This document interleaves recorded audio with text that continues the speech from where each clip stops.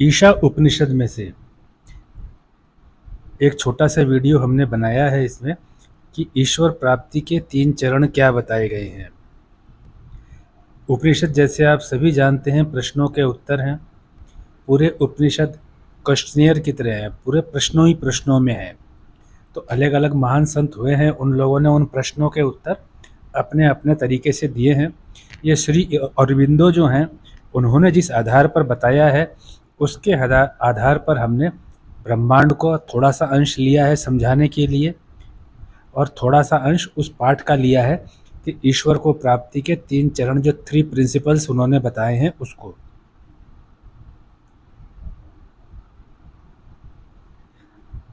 ऐसा कहा जाता है संस्कृत भाषा जो है उसमें संस्कृत शब्द है जगत, ये मूल शब्द है।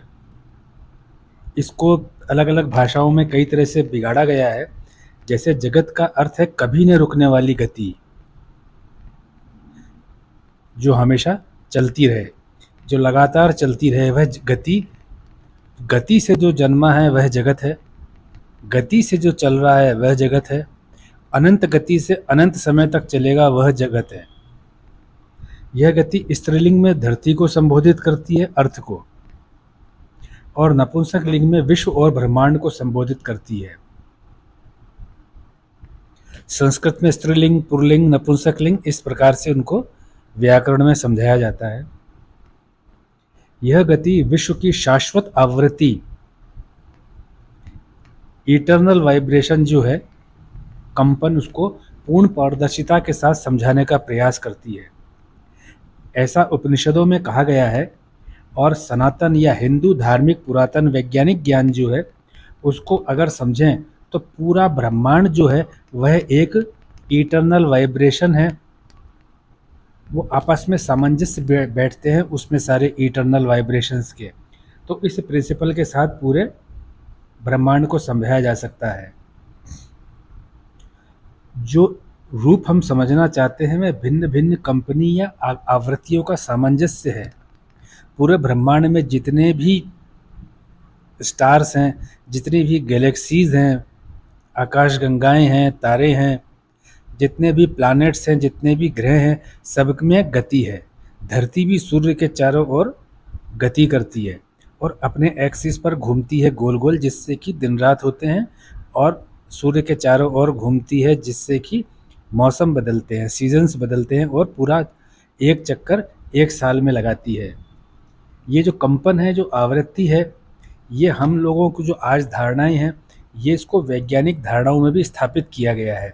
तो ऐसा वेद में, उपनिषद में बताया गया है कि पूरे ब्रह्मांड में जो जितने भी मैटर हैं सब आपस में वाइब्रेशन कर रहे हैं, और जो ब्रह्मांड का अस्तित्व है ये कॉम्युलेटिव जो वाइब्रेशन है उसी के साथ में मिल करके है। रिजल्टेंट क्या होता है कि हिंदू वैज्ञानिक ऋषि, महर्षि और उपनिषद के परम ज्ञानियों ने जटिल ब्रह्मांड के गूढ़ रहस्य के जो भौतिक अभिव्यक्ति है, जो मैटर को कहते हैं,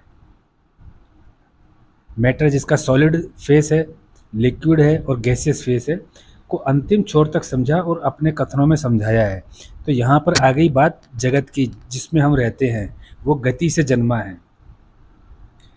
फिर यह प्रश्न जन्म लेता है कि क्या इसके बाहर भी कुछ है जो गति नहीं करता है?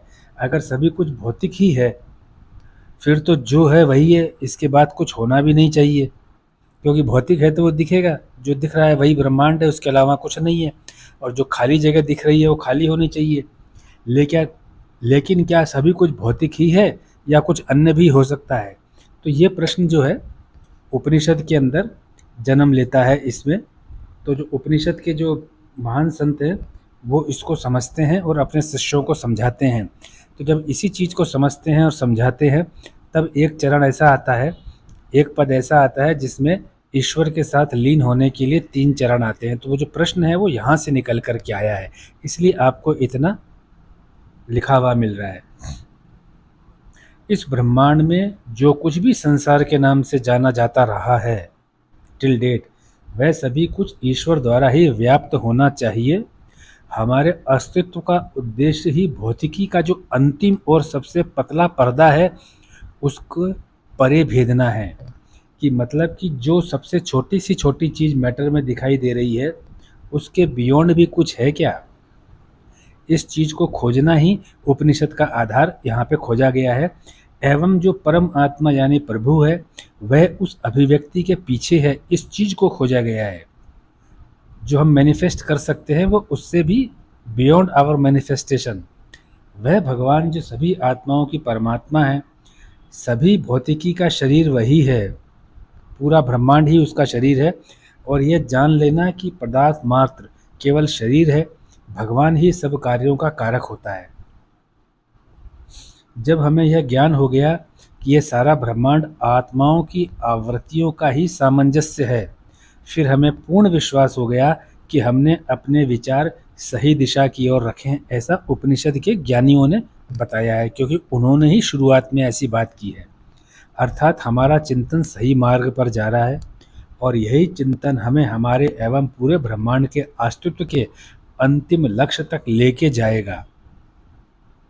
जो आगे आपने जो टाइटल देखा है, पहले 3 चरण, वह उनके चिंतन का आखिरी पद था। ये मध्यमा है, प्रारंभ में जगत के बारे में, गति के बारे में है, ये मध्यमा है। अभी चिंतन के आखिरी पद पर चिंतन करते करते वे लोग पहुँचे हैं। तो हमें इस प्रकार चिंतन करते रहना होगा, या दूसरे शब्दों में कहें तो ईश्वर ही ब्रह्मांड में वह है जो हमारे अस्तित्व को पूर्ण उद्देशित करता है, जो हमारे एम जहाँ पर जाकर के मिलते हैं, जहाँ कंप्लीट होते हैं, वह ईश्वर है। उपनिषद ऐसा क्यों कहते हैं कि ईश्वर को ब्रह्मांड में व्याप्त होना चाहिए? अब आप यहाँ पर प्रश्न को समझने का प्रयास कीजिएगा। उपनिषद कहते हैं ईश्वर को ब्रह्मांड में व्याप्त होना चाहिए, ऐसा क्यों नहीं कहते कि ईश्वर ब्रह्मांड में व्याप्त है? दोनों भाषाओं में अंतर है। होना चाहिए तो इसका मतलब तर्क आएगा, उसमें कोई ना कोई डिस्कशन आएगा, कुछ लॉजिक आएगा। क्या इसका मतलब ये हुआ कि ईश्वर की व्यापकता एक सच्चाई नहीं है, बल्कि एक संभावना है कि प्रत्येक को व्यक्तिगत रूप से एक अलग तथ्य की तरफ जाना होगा जो उसके स्वयं के लिए आवश्यक है? यहाँ पे ऋषि ऐसा कहते हैं कि प्रत्येक व्यक्ति जो स्वयं है, उसको एक तथ्य की तरफ जाना होगा जो स्वयं के लिए आवश्यक है, किसी के दूसरे के करने से नहीं होगा। इसके लिए हर इंडिविजुअल को करना होगा। ऐसा किस अर्थ में कहा गया कि व्यक्तिगत आत्मा का उद्देश्य ही ब्रह्मांड में व्याप्त ईश्वर में व्याप्त हो जाना है? धीरे धीरे आप जो इसका टाइटल की तरफ आएंगे कि व्यक्तिगत आत्मा जो है, प्रत्येक मनुष्य, प्रत्येक जीव, उसका उद्देश्य ब्रह्मांड में जो ईश्वर है उसमें व्याप्त हो जाना है। हमें यह नहीं भूलना चाहिए कि उपनिषदों में कहा गया कि यहाँ ब्रह्मांड में केवल 2 सत्ताएं हैं। कौन सी हैं? घटनाएं और अभिव्यक्ति। लेकिन वे घटनाएं और अभिव्यक्ति मात्र ही नहीं है, बल्कि शाश्वत तथ्य है, इटर्नल फैक्ट है ये, कि ये जो 2 हैं वे 2 नहीं, केवल एक है। प्रत्येक घटना का कारण असीमित और अनंत परिमाण वाली आत्मा है। असीमित और अनंत परिमाण कौन सी है? जिसका मैग्नीट्यूड इनफाइनाइट है, वो है ईश्वर, जिसे हम परमात्मा या ईश्वर कहते हैं और समझते या समझाया जाता रहा है। एवं साथ ही यही वे हमारी आत्मा है जो इन घटनाओं से प्रभावित होती है, और हमारी आत्मा इसी घटना से, इसी परमात्मा या ईश्वर की आत्मा जो कही गई है, जो अनंत है, असीमित है, उससे प्रभावित होती रहती है।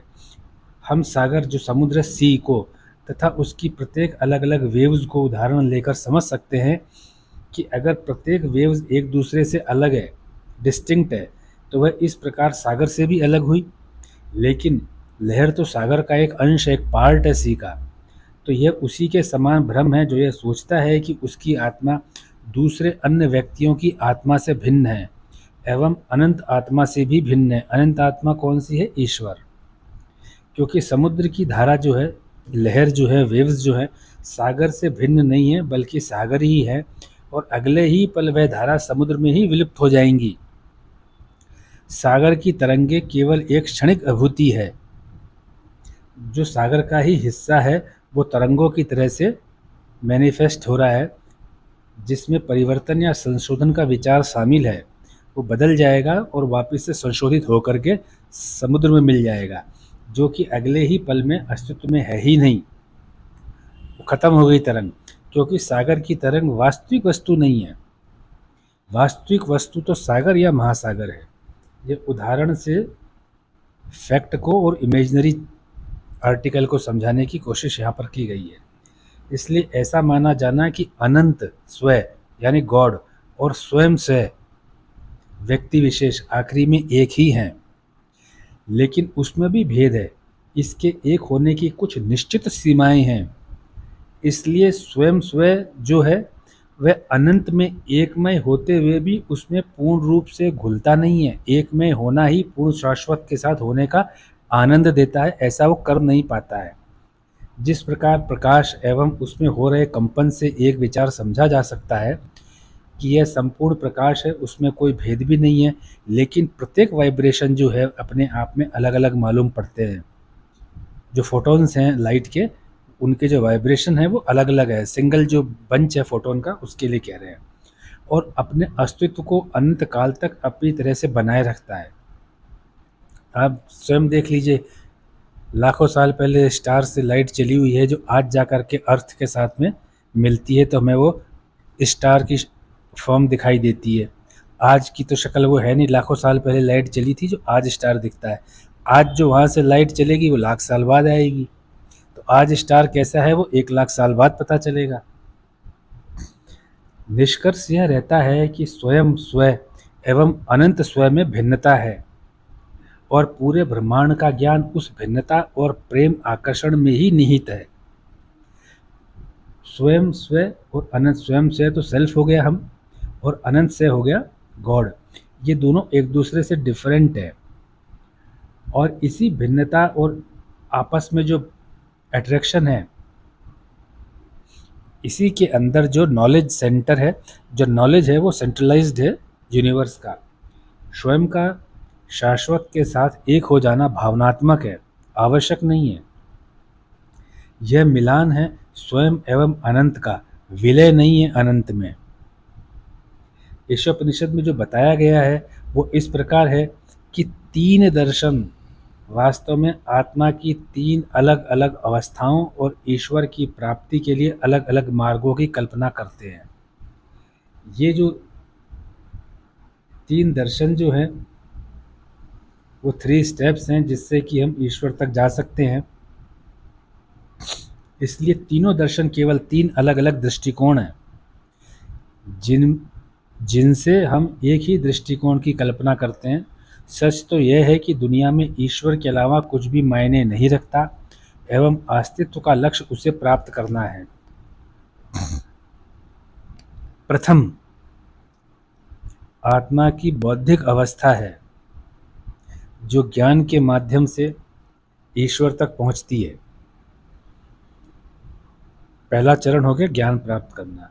यह स्वाभाविक रूप से खुद को अद्वैतवाद से जोड़ता है, क्योंकि यह केवल ईश्वर के साथ अपनी पहचान का ज्ञान चाहता है, और इसकी प्रवृत्ति उन सभी कार्यों और भावनाओं को हतोत्साहित करना है जो इस उद्देश्य में हस्तक्षेप करते हैं। ज्ञान प्राप्त करना है तो केवल ज्ञान के बारे में ही सोचना है। किसी चीज़ से भी अगर उसको ज्ञान प्राप्त करने में व्यवधान होगा तो वह उससे दूर जाएगा।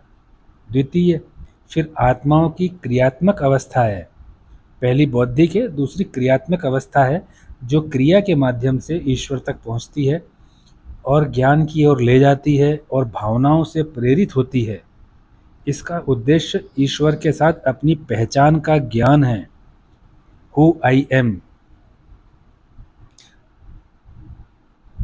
हु एम आई, ये जो है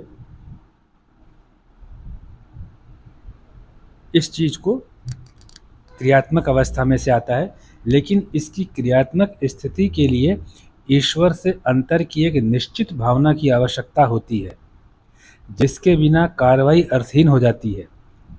इसलिए इसकी प्रवृत्ति यदि ज्ञान आवेग भावनात्मक पर हावी है तो संशोधित अद्वैतवाद में कुछ समय के लिए आराम करना है। हालांकि यह शुद्ध अद्वैतवाद को एक दूसरे के लक्ष्य के रूप में पहचानता है, लेकिन यदि भावनात्मक आवेग बौद्धिकता पर हावी हो जाता है तो यह अंतिम समाधान के रूप में संशोधित अद्वैतवाद को अपनाने की प्रवृत्ति है। पहला बौद्धिक है, दूसरा भावनात्मक है। तीसरा, आत्मा की भावनात्मक स्थिति में जो ईश्वर तक पहुंचती है दिव्य प्रेम, यह स्वाभाविक रूप से द्वैतवाद से जुड़ जाता है। केवल प्रेम की इच्छा अपने प्रिय को प्राप्त करना और उसके लिए प्रेम करते रहना है। तीसरा पद जो है वो सबसे ज़्यादा महाभारत काल से शुरू हुआ है, श्री कृष्ण प्रेम से लेकर के, और इसके विचारक सबसे ज़्यादा उसके बाद में हुए हैं। अतः तीनों दर्शन सरल हैं, तीन अलग अलग दृष्टिकोण जिनसे हम एक एकल परमेश्वर जो है, सर्वशक्तिमान जो है, उनकी परिकल्पना करते हैं। सच तो ये है कि दुनिया में ईश्वर के अलावा कुछ भी मायने नहीं रखता एवं अस्तित्व का लक्ष्य, अस्तित्व मतलब हमारे जीने का, उसे प्राप्त करना है। उपनिषदों में कहा गया है कि दृढ़ विश्वास है कि ये तीनों आत्मा चरण हैं। आत्मा इन तीनों से होकर के गुजर सकती है और गुजरती भी है। आप आत्मा को कब तक उस बौद्धिक, भावनात्मक और प्रेम, कितनी देर तक उसके अंदर रोक के रख सकते हैं स्वयं को, यह व्यक्ति विशेष पर निर्भर करता है। सही आध्यात्मिक प्रगति यही है कि हम ईश्वर एवं हमारे में अंतर को खोजें एवं पहचानें। इससे हम ईश्वर के प्रति आकर्षित होंगे। फिर हम यह पहचानें कि यह अंतर स्थायी नहीं है और कम से कम हमेशा के लिए नहीं है। यह ऐसा तो बिल्कुल नहीं है कि अंतर को समाप्त न किया जा सकता हो और एकमय हुआ जा सकता है। यह सब हमको उस परम की तरफ जाने में सहायता करेगा। परिणामतः ये प्राप्त कर सकें कि हम और ईश्वर में एक रूपता है या हो सकती है। सभी वैचारिक भ्रम एवं अन्य घटनाएं अस्थायी हैं और हम अपने अस्तित्व एवं दशा से छूट सकते हैं और उस परम में मिल सकते हैं। ऐसा ज्ञान, ऐसा संदेश ईशोपनिषद में कहा गया है।